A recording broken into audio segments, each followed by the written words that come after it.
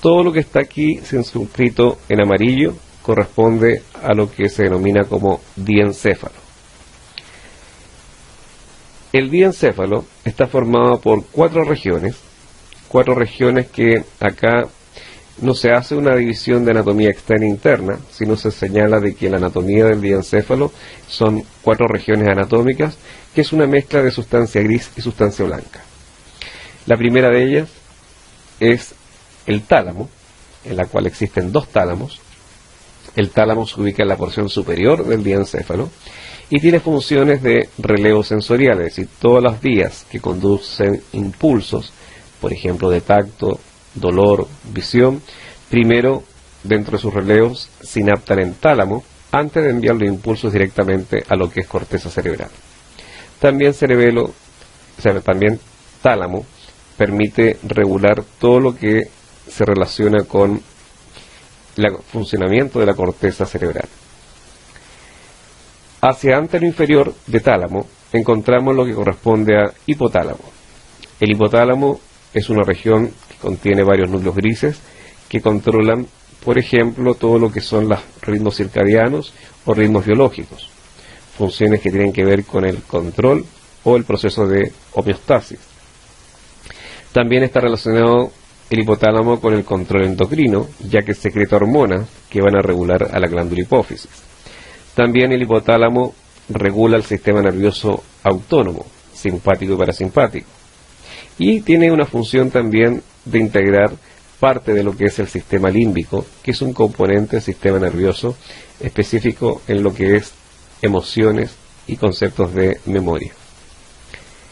Está una región que es el subtálamo, ubicado inferior al tálamo, que tiene función de control motor para todo lo que es la planificación del movimiento, y hacia posterior inferior se encuentra el epitálamo, en el cual destaca lo que es la glándula pineal, que estoy destacando con láser, y que tiene la función principalmente de regular ritmos emocionales y también lo que es el ciclo de sueño y vigilia.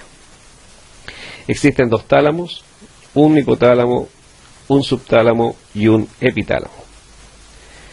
Pero ambos tálamos están separados entre sí por una cavidad del sistema ventricular denominada como tercer ventrículo. Entonces acá tenemos un tálamo y acá tenemos otra porción del tálamo y esta es el tercer ventrículo. Los hemisferios tienen la característica de primero estar ocupando gran parte de la cavidad craneana. Su ubicación, al igual que el diencéfalo, es en cavidad craneana, mientras el diencéfalo se ubica inferomedial a lo que son los hemisferios. Los hemisferios se ubican superolaterales a lo que es diencéfalo. Cada hemisferio está plegado en una serie de elevaciones, que por lo general se denominan como giros, y unas depresiones que se denominan surcos. No hay límites. Sí existe un concepto de anatomía externa, en que cada hemisferio se compone de tres caras: una cara medial, que mira hacia el otro hemisferio, una cara superolateral y una cara inferior. Y separando las caras se encuentran los bordes. Hay un borde superior que separa la cara medial de la superolateral. Hay un borde inferolateral que separa la cara superolateral de la cara inferior. Y está el borde inferomedial que separa lo que es la región del diencéfalo de la cara inferior del hemisferio.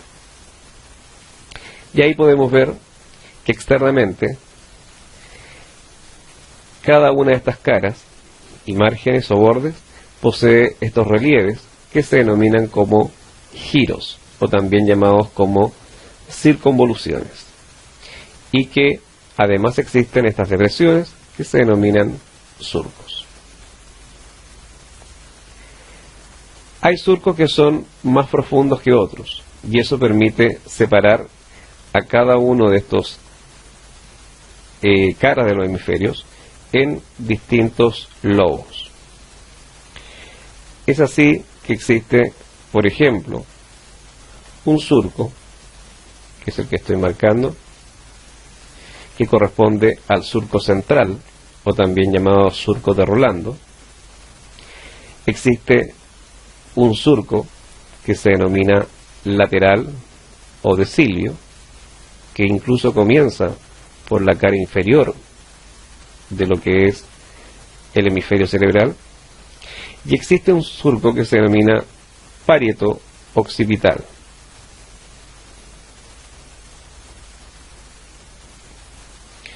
Además, existe una pequeña formación que en sí no es surco, que se denomina como incisura preoccipital. Por lo tanto, estas cuatro estructuras o reparos, surco centrado de Rolando, surco laterado de Silvio, surco o incisura preoccipital y parieto occipital, me permiten separar a todo lo que es las caras del hemisferio en lobos. Y así existe un lobo frontal, un lobo parietal, un lobo temporal y un lobo occipital,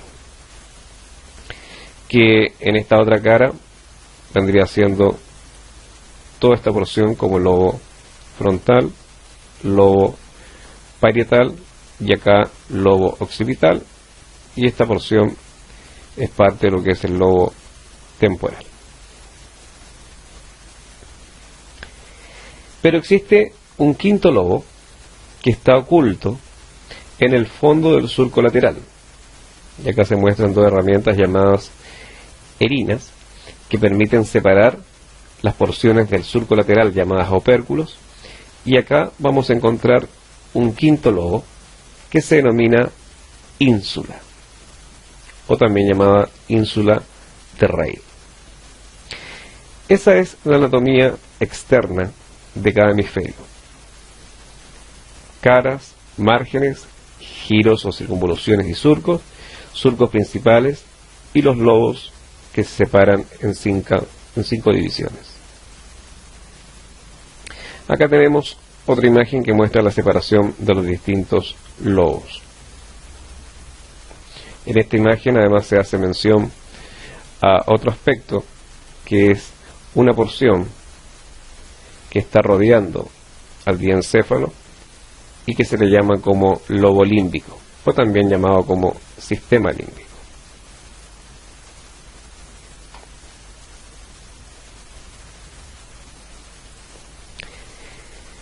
En lo que corresponde a sustancia gris y blanca y sistema ventricular, es decir, anatomía interna, es un poco más complejo a nivel de hemisferios. Vamos a encontrar primero lo que es la sustancia gris, que se ubica externa y que se denomina como corteza cerebral. Esa corteza cerebral, que forma parte de cada una de las caras y márgenes, está plegada en giros y surcos, a cual hemos nombrado algunos ejemplos de giros y surcos. Internamente existe lo que es la sustancia gris que forma los distintos núcleos. Y existen núcleos grises que están inmersos en la sustancia blanca, como es, en este caso, el núcleo que estoy marcando, que se llama como caudado. Tienen la lista anotada a la izquierda de su pantalla. Existe un núcleo que se denomina lenticular, y ese núcleo lenticular está formado a su vez de dos porciones: una porción lateral que se denomina putamen y una porción más medial que se denomina globo pálido. Existe otro núcleo que está más encerrado y que se denomina como claustro o antemuro.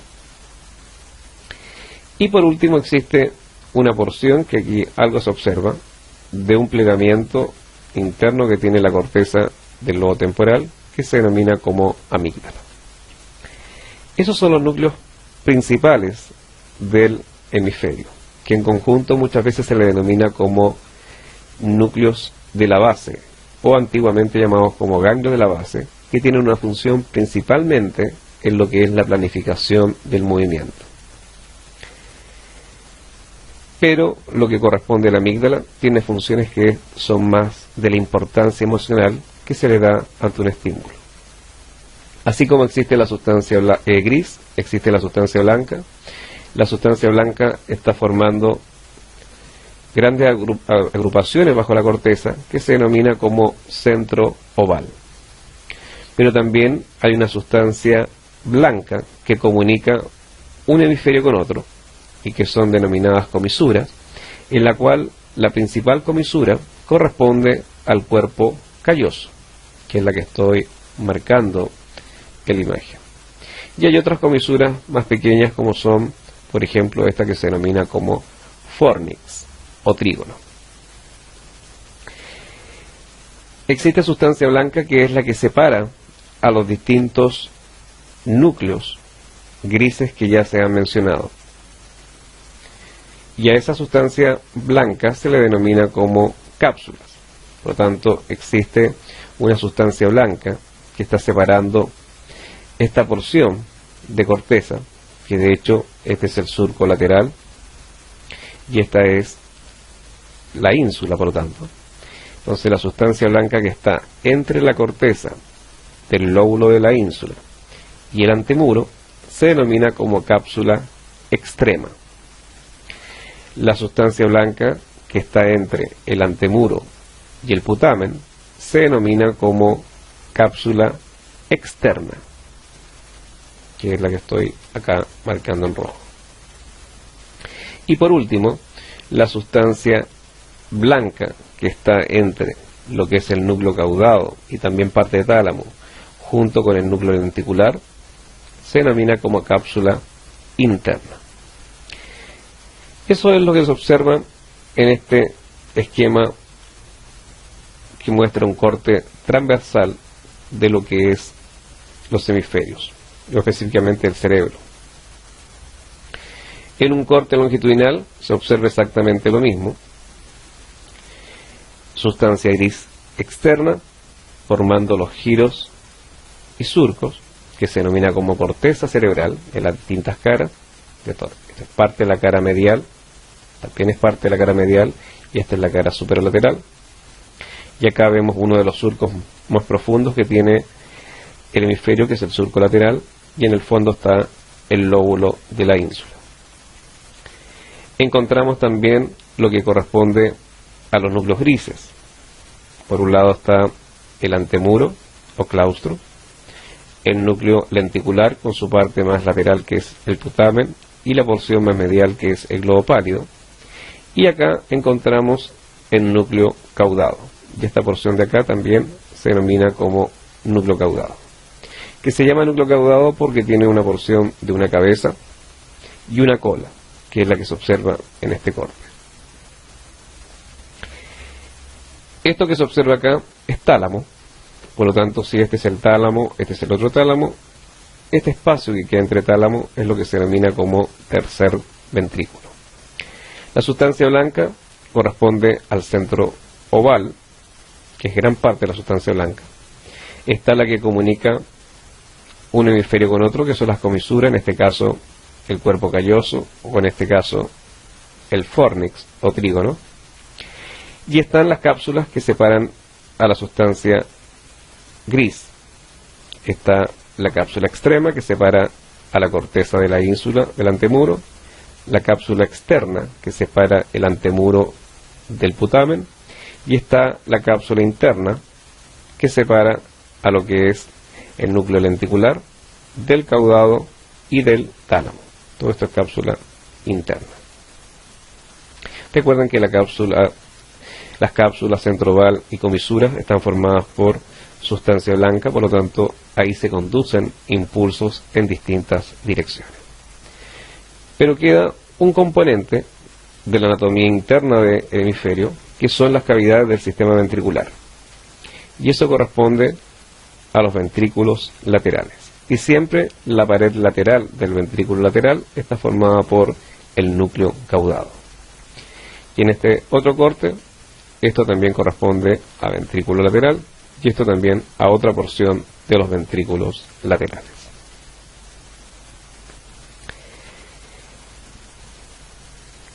En el hemisferio existen una gran cantidad de pliegues que se denominan como giros. Ahora, cada giro, y también los surcos, corresponden a áreas funcionales. Se han dividido las áreas funcionales de cada hemisferio, por un lado, en áreas que se denominan como unimodales. Se llama área unimodal a la que procesa a una modalidad relacionada a un estímulo, que puede ser sensitiva o motora. Y son áreas menos abundantes a nivel de lo que es la corteza cerebral. O sea, por ejemplo, en esta imagen aparece toda esta región como área motora primaria. O sea, acá, en esta área motora primaria, que corresponde a su vez a un giro, que se denomina como giro precentral, porque este es el surco central que divide el lóbulo frontal del lóbulo parietal. Todo este giro precentral se denomina área motora primaria, porque su función es ejecución del movimiento. Acá se encuentran las neuronas, cuyos axones van a sinaptar con neuronas de médula espinal y tronco cerebral para que se envíen a su vez impulsos a los distintos músculos y se produzca el movimiento. O sea, si dañamos parte de la sustancia gris de este giro o de esta área motora primaria, se produce parálisis, pérdida de movimiento. Anterior a lo que es el área que se denomina motora primaria, se encuentra otra área que se denomina como premotora. Esta área premotora también es unimodal y tiene una función más de la planificación del movimiento para ayudarle al área motora primaria. La otra área son sensitivas. Esta es el área sensitiva primaria, que está ubicada en el lóbulo parietal. Recordemos que las áreas motoras están ubicadas solamente en el lóbulo frontal. El área motora primaria está ubicada en el giro precentral y la premotora está ubicada en la zona más posterior de lo que se denominan como giros frontales, que son todos los relieves que posee. Acá está ubicado lo que es el giro postcentral, que es el área sensitiva primaria. Acá está la función de intensidad y localización de modalidades sensoriales como son tacto, temperatura, dolor y propriocepción. Esta es el área gustativa, es la porción más inferior del giro postcentral. Esta es el área auditiva, en uno de los giros que se denominan como temporales, porque están en el lóbulo temporal, por tanto aquí está la intensidad y localización del sonido siendo procesada. Y está el área visual, que está en el lóbulo occipital. Todas las áreas restantes se denominan como áreas multimodales. O sea, todos estos sectores de mayor tamaño se denominan como áreas multimodales, porque integran y procesan funciones más amplias. Y tenemos un área multimodal como es el área prefrontal, que está en el lóbulo frontal, en las distintas caras. Está el área que se denomina como temporo, occipito, parietal, porque es un área muy extensa que abarca los lóbulos temporal, occipital y parietal, y que tiene una función de integración sensorial. Mientras que el área prefrontal tiene una función que tiene que ver con el procesamiento cognitivo, la conducta, el juicio, la memoria, el aprendizaje. Asociadas a estas áreas que ya mencioné, por ejemplo, a la prefrontal, existe un área que tiene que ver, que la imagen debería aparecer en esta zona que estoy marcando, acá la esquematizaron muy arriba, que corresponde a un área del lenguaje, el área de Broca, que es el área del lenguaje motor o lenguaje hablado. Acá están las neuronas que van a permitir controlar de manera indirecta a los músculos que participan en el habla. Y acá está lo que es el área de Wernicke, es un área más extensa de lo que aquí se muestra, corresponde en sí a todo esto que estoy delineando.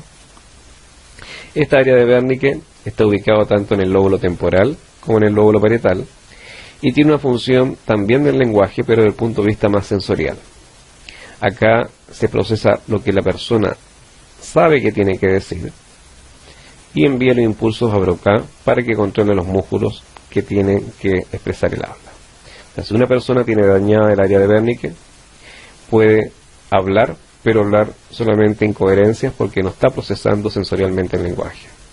O a su vez, si una persona tiene dañada el área de Broca, sabe qué decir, pero no lo puede decir porque el área Broca no envía impulsos a las distintas cadenas de neuronas que van a participar en la fonación o el habla. Existe también una tercera área, que ya había sido mencionado, que es el área límbica. El área límbica es la que está rodeando como borde o limbo a todo lo que es cuerpo calloso, junto con diencéfalo. Y esta se preocupa de todo lo que es el procesamiento emocional y el procesamiento del aprendizaje y memoria. Por lo tanto, vemos que la funcionalidad del hemisferio es mucho más compleja, porque de alguna forma se está procesando aspectos que son sensoriales, se están procesando aspectos que son motores, en el área que ya mencionamos como unimodales, sensitivas y motoras, pero hay funciones que son más complejas como las cognitivas, que se están procesando a nivel de corteza prefrontal, corteza temporo-occipito parietal y la corteza límbica. Y también en estas áreas que son tan complejas hay funciones de regulación, que tienden a regular funciones de otros sistemas, como por ejemplo regulación del sistema cardiovascular, regulación del sistema inmunológico, endocrino, etc.